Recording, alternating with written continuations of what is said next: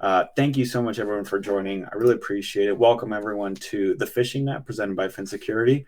So this is our webinar for our partners to catch up on all things Phin. We do this on a bi-weekly basis, designed to highlight different aspects of the Phin platform and really just serve as an open Q&A forum for our partners who have questions for us as the Phin team. So that is really the purpose for being here. So if you do have questions, please feel free to drop them in the chat or let me know, and happy to answer those questions that you have. And so like I said, this is every other Tuesday at 2 p.m. Eastern, and let's get right into it. So I of course am Andrew Marsh. I'm with Phin Security on our partner success team. And today we're going to be diving into user management. So let me dive in here. So this is kind of like my test environment, my demo environment that you can see here. So for user management, there's kind of two aspects to managing users. And so there's a Microsoft Azure sync. So if you have customers or people you manage Phin Security for in an Azure tenant, this would be a great option for you to bring users in. We actually made some changes to this in the spring. So I'll kind of highlight what that looks like in terms of bringing in, specifically with bringing in groups. And then the other aspect of managing users is you can do a CSV upload or bring them in individually one by one. This is most commonly for our partners who have customers in G Suite, and so we'll talk about G Suite as well as we go. But for now, I will walk through the full process and especially kind of highlight the new user sync update that we have. And so I'll go ahead and add a new company for this example, and I'll just call this test123 and create the company. And so since we're focusing on users, I'll skip the other steps for now, and I'll just do user management. And so like I mentioned earlier, you have those two options, sync users with Azure. So again, if you have users in a Microsoft Azure tenant, perfect option. We have a sync right there, so you don't have to manage two sets of users. You can just manage your Azure tenant, and then it's reflected in Phin. And again, I'll expand upon that as I go. Or the option to manually import users. And so we'll look at that as well. So if we sync users with Azure, you can also do that from the integrations page, I should say. So sync users with Azure. It'll first ask you for some permissions. You can read through those. If it is a regular Azure AD account or tenant, I should say, just leave that as is. If it's Azure AD for government, go ahead and flip that. I think most partners that we work with just leave it as Azure AD. So I'm going to go ahead and leave that. And it'll take me to my Microsoft login here. And so what I will do is go to my Microsoft account and sign in. And again, if you guys have any questions along the way, feel free to drop them in the chat, as I mentioned. And this will ask me for some more permissions. And so you'll go ahead and review those, accept. And then once I accept those permissions, it's bringing me back into the Phin tenant here that you can see. And it's going through this consent process. Usually takes just a couple seconds here. And while it's doing that, the cool thing about this sync is that it automatically brings over new users or changes to users. Maybe you change someone's name in your Azure tenant. Any of those changes or new users are automatically brought over every 6 hours. So it does a sync every 6 hours. That in your time zone, it's 6 a.m., noon, 6 p.m., or midnight. So if you make a change at like 3 p.m. in your time zone, it won't be reflected for another 3 hours at that 6 p.m. window. But nice that you don't have to, manage something in Azure as well as manage it in Phin if you're doing this Azure sync. As you'll see with the manual import way, there is some more, manual effort to that as well. So the first step, which is actually the newer part of the Azure sync that I alluded to earlier, is you can now select specific groups that are brought in. And the cool thing about this is if you select one of these groups, and I'll just kind of go to, these are like our example groups. If you select one of these groups, you can, and I'll just continue just to show you, and then I'll come back. So I can sync just one group. If I have like a tenant in Azure that has just like hundreds of people, but not everyone needs training, I can create a group in Azure. It gets brought over into Phin.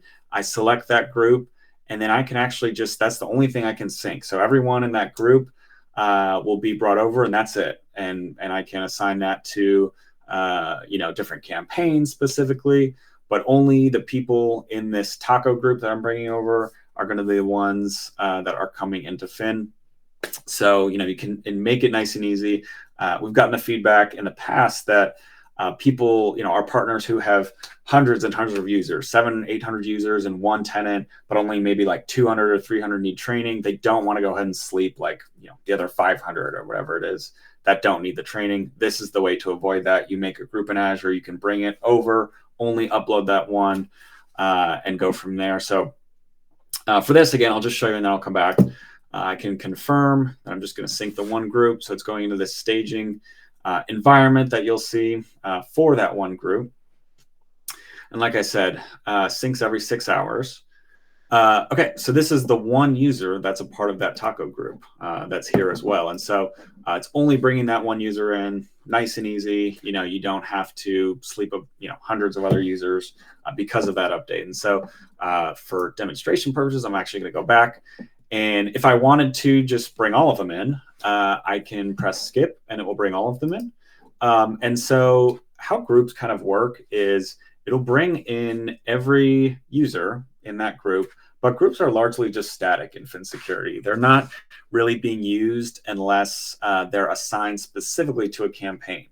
What are being used are users. And so all active users that are in Phin, if you have trainings and phishing campaigns that are the default audience, I should say, which is full company, they'll be enrolled if they meet that criteria, which is full company. And of course, that means everyone enrolled. And I know I'm just kind of talking about it right now. I'll show you what audiences look like a little bit more at the end here. So if I just skip, that will bring all of them in. And like I said, they're static for the most part. Groups are. And that will just bring in all users that are a part of this tenant in Microsoft Azure into Phin. And again, it's going to go into the staging environment where you can kind of preview everyone that's being brought in. And so we have 11 users, 29 groups. These are all of them. If I have some here that maybe at the bottom, this, for example, this test account, maybe you have like an accounting email alias that doesn't need to be, receiving training and being billed. You can go ahead and just sleep that right here. You can also do that once they're actually in the platform. And I'll show you what that looks like soon. But I can just go ahead and commit. And it should commit the first sync. Again, it should take a second. And then once I do that, everything will be in Phin. And so awesome. So you can see the summary of the sync that I just did. You can see those sync times that I mentioned, no sync error. So we should be okay. If you ever want to manually sync things over outside of these times, you can come here to the integrations page, click sync now, and that will actually happen right as you sync it. But if you don't do that, it's just going to be these window of times that it's being synced over. So now that we did that Azure sync, we can go ahead and see that in the user management section. So if we go to users here, we can see all the users are in. Also, all of the groups are here as well that I mentioned. And so you can see all of those are here. Taco group, which I think is on the other page, maybe. Yeah, there it is. So you can see everyone that's a part of it. This dynamic groups, that's just the name of it. You can see all the group members that are in it if you click this little icon. So, bringing all those groups in, again, they're largely static unless they're tied to a campaign. What is not static is users that are active. They're going to be the ones, as long as they meet the audience criteria, they will be the ones that are receiving training and phishing and being billed. So those are users. So we've seen in this user management section, total number of active users, list of users here, groups that you can see here. We also have this admins feature. And so we have admins at what we call the partner level. So that's like your main homepage as our partner, that you can add admins to manage all of your tenants and, create campaigns for all of your tenants or create new companies, what have you.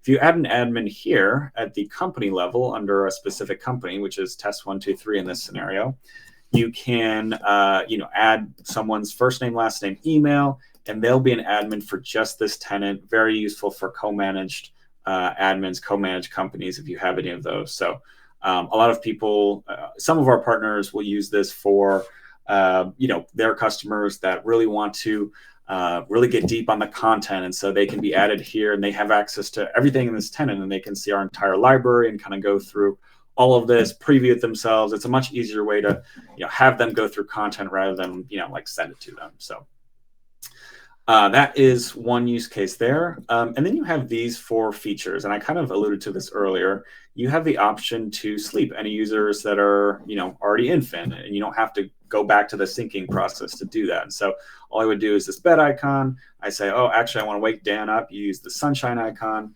You also have the option to send them a welcome email manually. So a cool thing with Phin is you can automatically have welcome emails sent out to new users, and welcome emails just being a template that we have that you can change to basically welcome new users into Phin, so they know what to expect from the Security Awareness Training Program, and ultimately just get some more buy-in. If you want to do that manually, you can do that here as well. So I'm clicking John here, and I'm welcoming the user, and you can see this is the template that is set. If you want to change that template, you would just go to the branding section of Phin and change that at any time. So again, you can set the date and time, send it manually if you don't want it to be automatically sent out as well. But that's kind of a conversation for a different day. Today we're talking about users. So if you have any questions on that, again, of course, feel free. And then the last icon here is, of course, delete any users.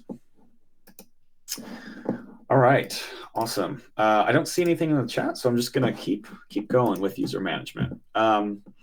And so that is a really useful tool that a lot of our partners take advantage of. If you haven't, if you don't, if you can't, well, if you can't, I understand. But if you can, but you haven't yet, I highly recommend it. It's a very useful tool to just, again, be able to sync all of your users, not have to worry about the constant management of them at all times. So very useful option that you have there. The other option that you have is also for, if you have a tenant that is G Suite, or you have users that are being managed in some other way outside of Microsoft Azure. You can upload a CSV file. It just can be literally, your most basic CSV file. We have a template here. I won't go ahead and do it for demonstration purposes, but you can download this template, fill in the required fields. The only required fields that you need for this import of users is to fill in the first name, last name, email section of the CSV. Everything else is completely optional. Can be used for audiences of campaigns, things like that. But those are really the only fields that you need, are those first 3 fields. And so it can be the sample CSV, or it can be any basic spreadsheet that you export into a CSV with first name, last name, email, and you upload it here. And there's some parameters around that, all of which are available in our knowledge base as well. So once you upload that, you just go through this matching process. It's very straightforward. All it would say is, hey, we noticed this first column is titled first name. Is this the first name column? And you'd say yes. And then the second one is last name. Is this the last name column? Yes, etc. So on. So very easy matching process. Once you do that, it imports into Phin, and then you will see them right here as well, where you see the other users that I imported via Azure. So very straightforward. If you have any questions on that, of course, let us know. Let me know. Let our support team know. Any feedback, of course, let us know as well. And then all the documentation is also in our knowledge base too. So yeah, so very straightforward. The good thing is, so we have the Azure Sync. We do have an option, again, like I said, for if your users are in G Suite. We're also exploring, how can we also have an integration with G Suite to do the same thing that we do with Azure in terms of uploading, or having the user sync with Azure, working on the idea of potentially creating a user sync with G Suite users and G Suite tenants. And so that is in the very early stages. We're still kind of ironing that out. It's something that we definitely want to do at some point, but we don't have any timeline set for that right now. So, if you have both users in Azure and in G Suite, the goal one day is just to be able to do the corresponding sync for that company or that tenant. And then, you don't have to worry about any of the manual management if you have, G Suite users. So that is in the works for one day down the line. I don't, again, have a timeline for that, but that is something that we'll want to work on soon. So Okay, so that is users. One more thing with users, if I were to go ahead, let me go ahead and create a training campaign and show you how audiences work. And I believe I did this on a previous webinar briefly, but so for an audience, how it works is by default, especially if you're going through this continuous campaign creator here, or if you're just doing it how I did, you go to the training dashboard, launch a training campaign, go to audience. It's always going to be by default this full company audience. So every active user will fit this criteria and be enrolled in this training campaign that you can see here. And so if I wanted to change that, I can come in and edit an existing campaign. I can create a new campaign from scratch, like you can see here. And all I would do is change that right here to, let's say I wanted a specific department.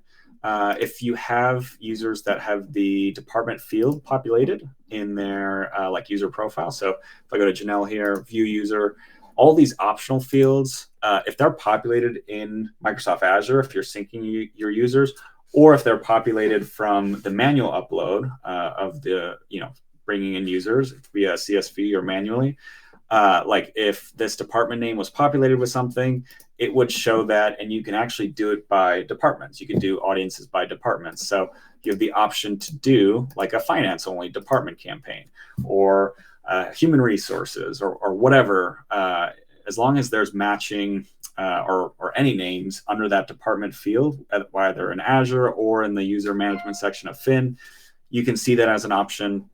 Same thing with supervisor. If people have that field filled in, and you have that, like you have like one supervisor, their email, and you have a certain number of users underneath that supervisor that all need training.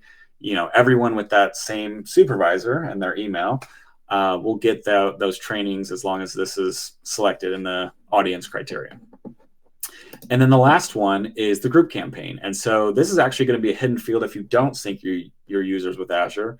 If you do, though, this is available, and you can actually go in and just select the group you want and, go ahead and do taco group. And that will, actually just select the only user in taco group. So that's why it's not appearing. So let me go ahead and try dynamic groups here. So you can see these are all the users that are part of this, dynamic groups is just the title of the group. And so all of these users will be the ones receiving this campaign.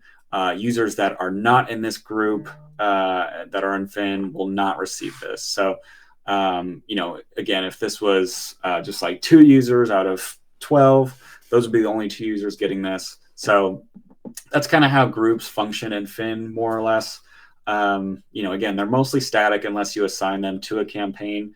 But again, if you have lots of users, that are in a company tenant in Azure, but you don't want to assign training to all of them, this is a really good workaround to do that. Just create a group in Azure, manage that group, and then assign the campaigns that you're distributing as group campaigns, and select the group that you just created as well. So, all right, no questions. So I will just get out of this for now. Okay, and you can see I have this green check because I sync my users with Azure. And so again, a nice kind of checks and balances that you can see there with our kind of setup process. But everything, again, within this section, I have highlighted, and you can go, through that homepage that I showed you to sync your users, sync with Azure, or this integrations feature, which you can see the sync is connected. And if you ever want to edit it at any time, that's how to get back here. Like, well, I want to disconnect it. I want to, only sync a certain number of groups, sleep some users from here, which you can also do that in the user management section. You can do it here as well. So that is user management. So we went over the Azure Sync, manual upload, how groups function within campaigns and audiences. Lots of information there. We have guides on pretty much all of that. So, if you go to our knowledge base, you can take a look and check that out. Knowledge base is public, so you can take a look. It's just finsec.io/knowledge, and kind of go through all of that. And so you can see how to upload users manually, I think it's called. Yeah, how to manually import users into Phin. This kind of walks through that CSV process. that I mentioned as well, and kind of goes through that matching process, talks about optional fields as well. So if you're interested in doing it that way, take a look. Again, a lot of that is here as well. As I already mentioned, G Suite manual import. G Suite is just the manual import, same thing. And then also Azure Sync documentation as well. And we've got helpful little videos and screenshots to really take you through all of that. Awesome. Any questions? I don't see any.